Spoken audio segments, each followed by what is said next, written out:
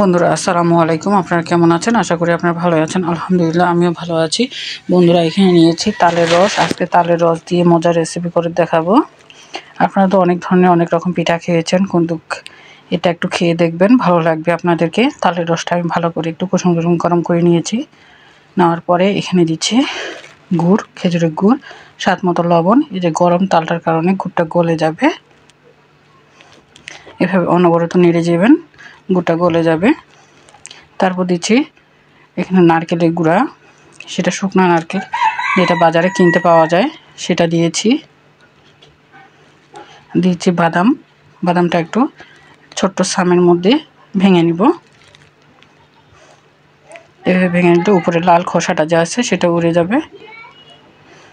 দেওয়ার পরে বাদামগুলো দিয়ে দিলাম, দিয়ে একটু নেড়ে নিব। তারপর দিলাম এখানে সুজি দিচ্ছি 1 কাপের মতো। 1 কাপের মতো সুজি দিয়ে আবার ভালোভাবে নেড়ে নিতে হবে। নেড়ে নেওয়ার পর এখন দিচ্ছি ময়দা, 2 চামচ দিয়েছি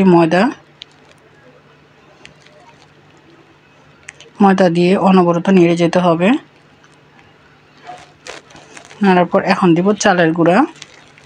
এটা হচ্ছে প্যাকেট চালের গুঁড়া। এটা আপনাদের যতটুকু পরিমাণ লাগতে পারে ততটুকু পরিমাণে দিবেন। দিয়ে এখন চামচ দিয়ে ভালোভাবে নেড়ে নিচ্ছি। পরে এখন হাত দিয়ে ফাটিয়ে নিচ্ছি। সামান্য একটু পানি দিচ্ছি। আপনার পানির বদল দুধও দিতে পারেন, কিন্তু আমার কাছে দুধ ছিল না, ওই জন্য আমি একটু পানি দিয়ে করে নিলাম। খুব সুন্দর একটা ঘ্রাণ বের হয়েছে। এখন আমার রেডি। এখন 10 মিনিটের জন্য আমি ঢাকা দিয়ে রেখে দিয়েছি। আর এদিক চুলায় তেল গরম করতে দিয়েছিলাম, সে এই চামচ দিয়ে 1 চামচ করে নিয়েছি আর তেলের মধ্যে ছেড়ে দিচ্ছি।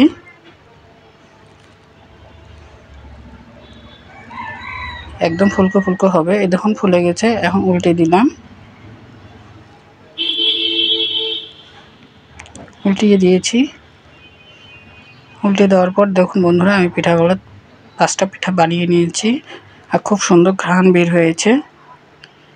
আর এখন মাঝখানেটা আপনারা অনেকে মনে করতে পারবেন ভিতরটা সিদ্ধ হবে না, কিন্তু ভিতরটা দেখুন কত সুন্দর সিদ্ধ হয়েছে। আর লাল রসটা মানে একটা থালের যে ঘ্রাণটা বের হয়েছে।